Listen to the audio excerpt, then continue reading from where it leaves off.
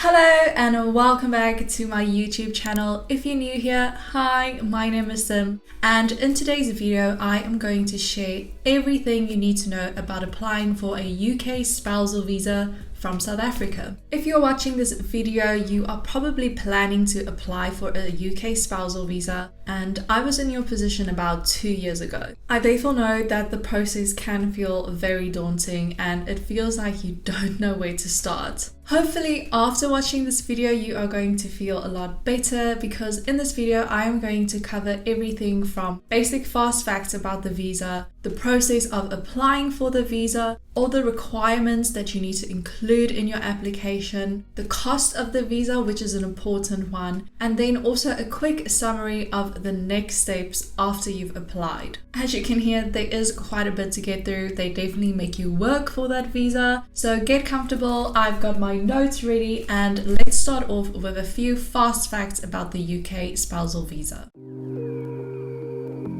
Let's start off with who can apply for the spousal visa. So you can apply for a UK spousal visa if your spouse, your long-term partner, or your fiance is a British or Irish citizen, or if that person has indefinite leave to remain in the UK. It falls under the family visa category and it's valid for 2 years and 9 months, except if you are applying as a fiance, then it will only be valid for 6 months, and then after the 6 months you will be able to apply to extend the visa. With a spousal visa, you will be allowed to work in the UK and have a full-time job, which is definitely a plus if you are planning to move to the UK permanently. Again, there is an exception. If you are applying as a fiancé, then you won't be able to work within the first 6 months. You do also get access to the healthcare here in the UK, which is known as the NHS, but this isn't actually free. You will be paying for this as part of your visa application, and we'll get into that later in the video. Let's move on to the application process.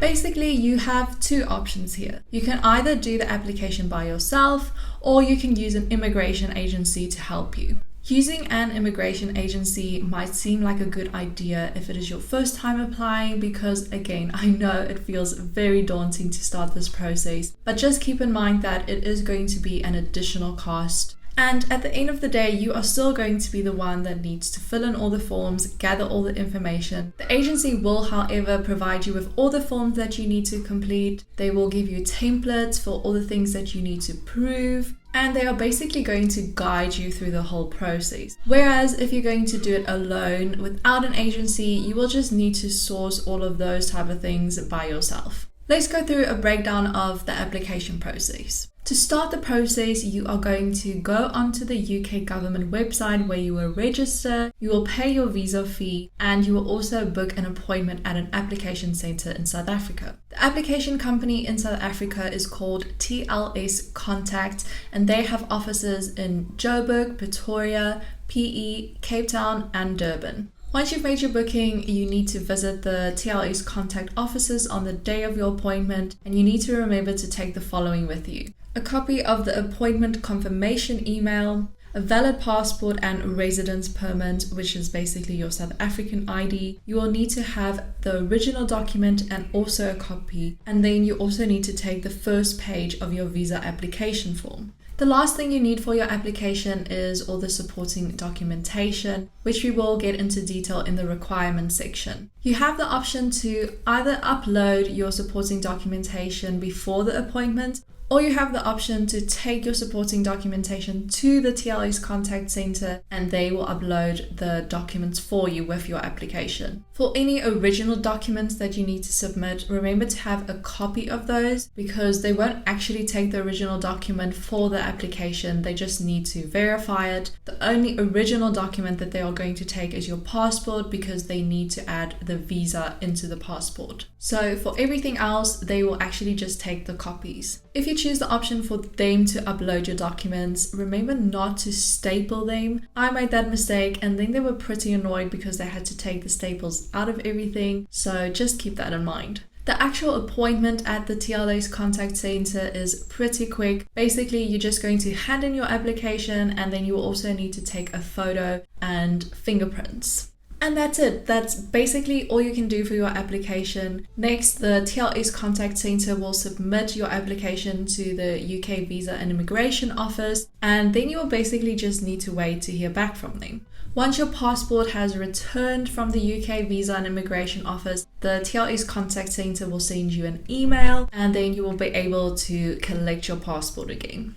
They don't actually tell you in the email if your application was successful or not, so you have to wait in suspense until you actually get your passport back. So how long does the whole application process take? Well, there's basically two parts. First, you need to gather all the information that you need for your application, and it's going to depend on you on how long that's going to take, so it just depends on how quickly you can get everything together that you need. Once you've submitted your application, it actually takes 12 weeks to get your passport back. That is the standard service. You can also pay extra for a priority or super priority service, but again, there will be an extra cost. The priority service will allow you to get your passport back within 30 days, and that will be an additional cost of £573, which is around 11,200 Rand. If you are really in a rush, you can also go for the super priority option. That will allow you to get your passport back by the end of the next working day, but that's going to be an extra cost of £956, which is around 18,700 Rand. There are quite a few requirements for your visa application, and this includes everything from forms that you need to complete, documents that you need to submit to prove certain things, and there are even a few tests that you need to take. I've split the requirements into 5 different sections, and I'm going to break down what you need for each section. The sections are relationship, language, medical, accommodation, and financial. For the relationship requirements, you basically just need to prove that your relationship is legitimate. If you are married, you need to submit your wedding certificate. You can submit the white slip that you receive on your wedding day, which is like your temporary marriage certificate, or you can use the official abridged marriage certificate. If you are just long-term partners, you will need to prove that you have been living together for a minimum of 2 years. If you are applying as a fiancé, you will need to provide proof that you are planning to get married within 6 months of when you arrive in the UK. This is why the fiancé application has limits on not being able to work for the first 6 months, and also why you will have to apply to extend your spousal visa after you've gotten married. You also need to provide a copy of your partner's UK passport to show that either they are a citizen or they have indefinite leave to remain. In addition to this, extra things that you can submit to prove your relationship is letters from friends or families to say that they know you guys have been in a relationship for X amount of years. If you have been living together, you can submit your rent agreement or a utility bill with both your names showing on the bill. Also, any proof of holidays that you've maybe taken together, bookings that have both your names on it, you can submit that. And then lastly, any text messages or emails that you've sent to each other, you can also include screenshots of those. It is a bit strange to be sharing all that personal information, but just remember it's to prove that your relationship is legitimate. Next, we are going to cover the language requirements. Because South Africa isn't a majority English-speaking country, you need to be able to prove that you have sufficient knowledge of English. To do this, you have 2 options. The first option is to use an academic qualification that you completed in English as proof. Unfortunately, it's not as straightforward as just submitting your results or your degree. You actually need to get a certificate from an agency called UK NARIC, and they will validate if your qualification is equal to a bachelor's degree in the UK or higher, and that it meets the English requirements. In order for UK NARIC to validate your qualification, you need to submit the following to them: your final certificate, the results from every year that you were busy with the qualification, and lastly, you also need a letter from the institute where you completed the qualification, and in the letter they need to confirm that you completed the course in English. The cost for getting the certificate from UK NARIC is £140. Just remember that this actually excludes VAT.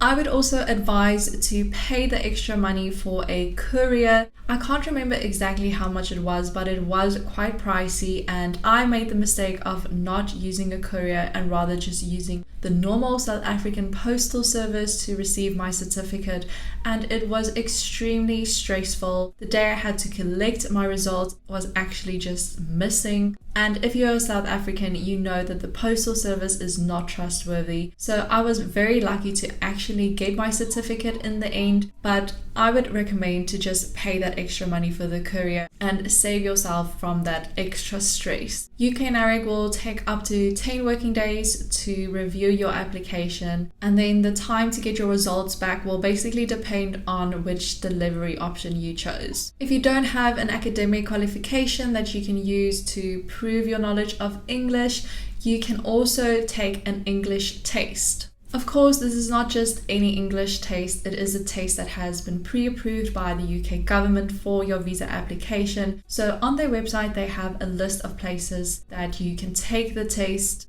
I'll include a link below to the page on the UK government website that lists all the approved places where you can take the test from. Unfortunately, I'm not too familiar with this process because I actually used an academic qualification to prove my knowledge of English. But the immigration agency that I used advised that the test would be really easy. And when I looked at some of the test options, it was around 3,000 Rand to take the test. So the cost is actually similar to what you need to pay for your UK NARIC certificate anyway.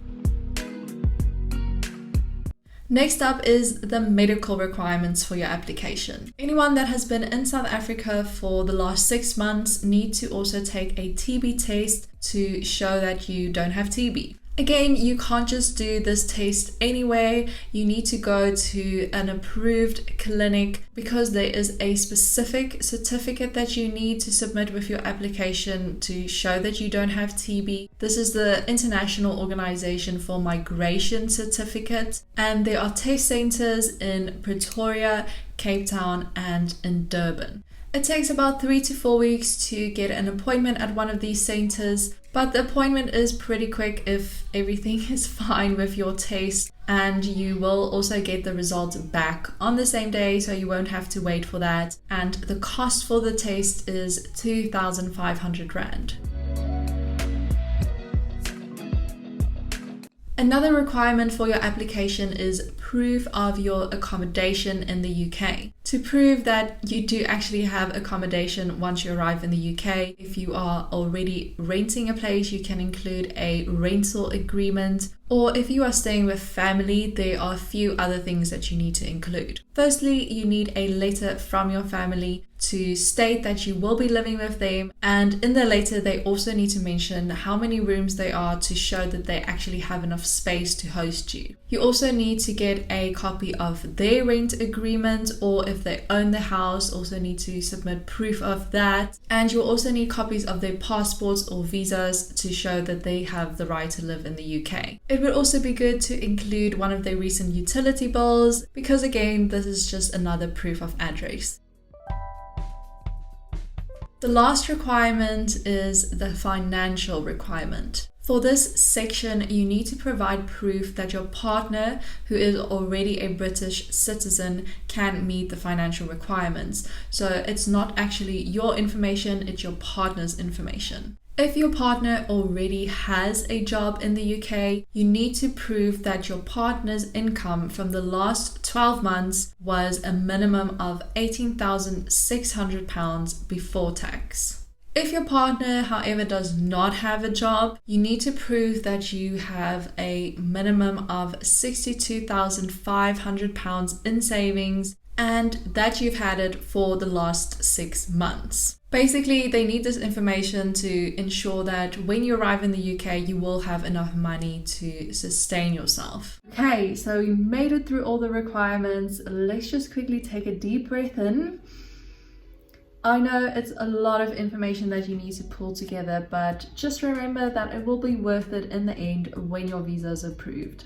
Next up, I am going to share a breakdown of the cost of the spousal visa. I'm going to start off just by sharing all the basic costs. The standard option, no bells and whistles. These are going to be all the costs that you will have to pay no matter what. You can't really get around it. So this is going to be the cheapest cost of your spousal visa. So the cost of the visa itself when you're applying from South Africa is £1,523, which is around 30,000 Rand. With your visa application, you also need to pay for the healthcare, as I mentioned earlier in the video, and this is going to be your IHS fee. This is a total of £400 per year, and even though the visa is only valid for 2 years and 9 months, you still need to pay for the full 3 years. So it's going to be a total of £1,200 or around 24,000 Rand. So those are the two costs that you are going to pay when you apply for the visa. But then on top of that, we also have the fee that you have to pay for the language requirement. So whether you are doing the English test or the UK NARIC certificate, that's probably going to be around £150 or 3,000 Rand. And then you of course also have the TB test, which is £130 or 2,500 Rand.